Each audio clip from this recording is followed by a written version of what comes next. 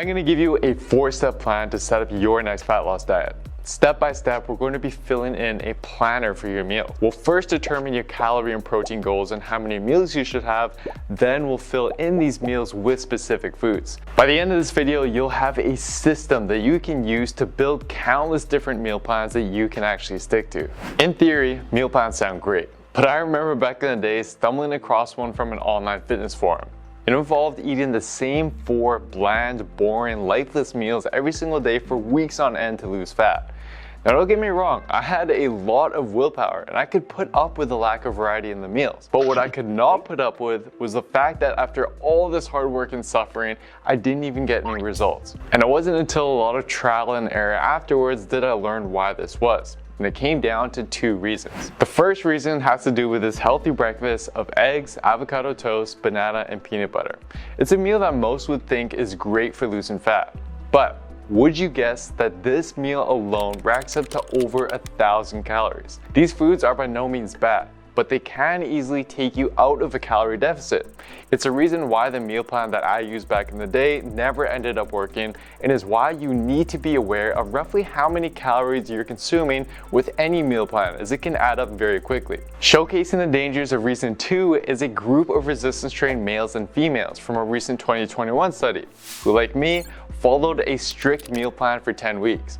Their meal plan consisted of 4 meals, and they were instructed to only eat foods that were included on their specific meal plan and to not make any food substitutions. Throughout the 10 weeks, they were actually able to successfully lose about 7 pounds of fat. But they then regained much of that as soon as they went off their meal plan after the study was over. The meal plan that we're going to go through today will be both personalized to your body and set up in a flexible way for both short-term and long-term success. Also, as we go through the video, you'll want to download a free copy of the custom meal plan builder that we've created for you. With it, you're going to be able to easily create endless custom meal plans based on your body.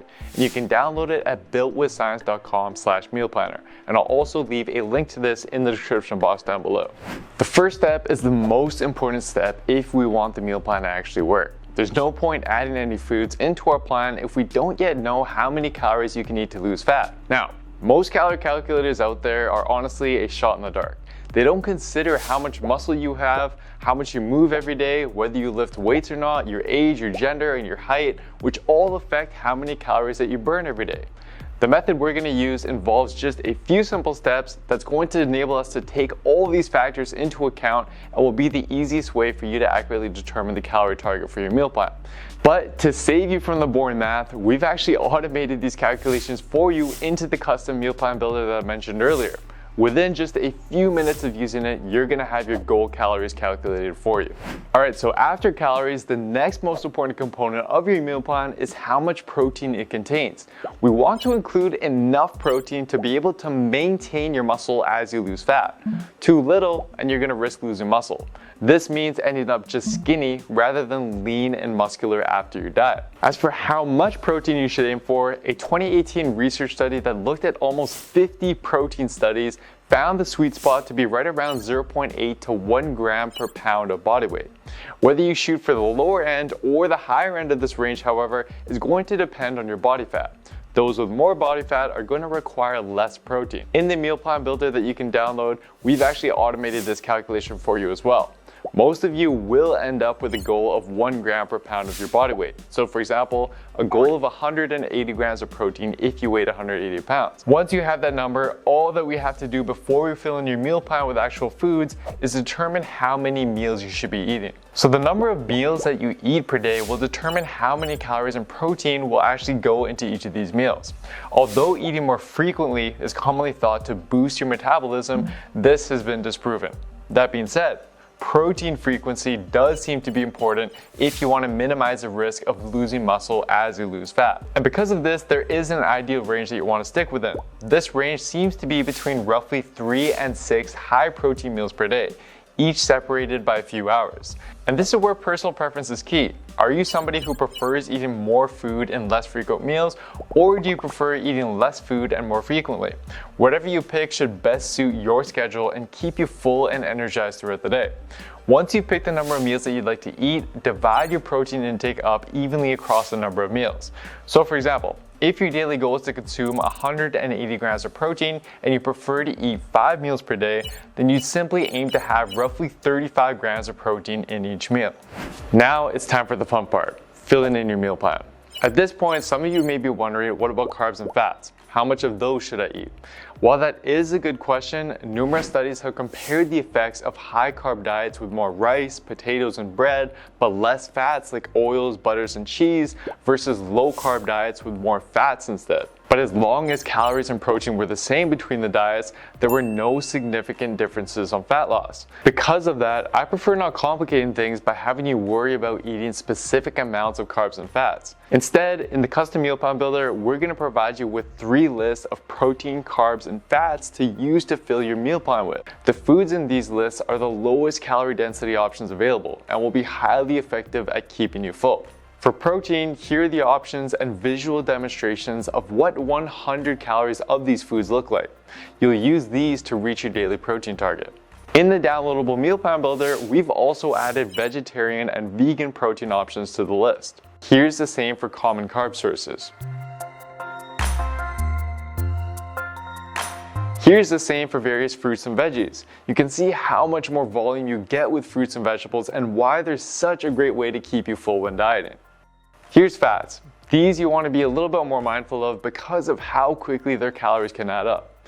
And finally, here are a handful of low-calorie condiments and seasoning and salt that you can add to your meals as you wish. You can also feel free to add your own items to these lists as well. Alright, so now it is time to use these food lists to create your meal plan. All you're going to do is at each meal, select the foods from each category that you want to eat so that by the end of the day, you get close to your calorie and protein goal by at least within about 10%.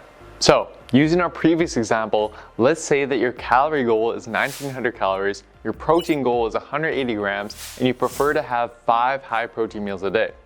Jot down roughly the times you'd plan to have these meals. Then let's start with protein. So in this case, you want to try to split up the 180 grams of protein fairly evenly over each of your 5 meals. Pick from the list of protein sources and plug them into each meal accordingly. The carbs and fats that you add in next will also contain some protein, so don't worry if you're about 10 to 20 grams short of your protein goal after this step. After you've selected a protein source for each meal, it's time to pick a carb source. Now, if you're going to be working out, then generally you want to make sure that you include a carb source in the meal before your workout. Other than that, if there is a meal that you want to exclude carbs from, then that is perfectly fine. In our example, it might look like this. So after this, you're going to pick your fat sources. So most people do best when they exclude this category from their pre-workout meal to avoid feeling too full during the workout, but it is totally up to you. Make this your meal plan. Next, based on your preference, pick a vegetable and a fruit to add. So these are going to be the most filling foods relative to their calories, so I'd recommend including at least one into each meal. Last but not least, add your favorite low-calorie condiments and preferred seasonings. Throw in a little bit of your inner chef into each meal and you'll have a meal plan that is both designed specifically for your body and filled with meals that you actually enjoy. You'll also be left with the knowledge and resources to change up your meals however and whenever you wish. And again, to download the free custom meal plan builder we made for you to help you easily create your meal plans, just head on over to builtwithscience.com/meal planner. But guys, realize that nutrition is hands down the most important part of getting lean. That's exactly why within our Built with Science programs, we remove the guesswork from your plan and show you exactly how to train and how to eat in order to burn off unwanted fat. To get started today, you can head on over to builtwithscience.com, take our free quiz, and discover which of our programs will be best for you and your goals. Anyways, I hope you enjoyed this one. To view some other diet videos, you can click somewhere here. Thank you so much for watching, and I'll see you next time.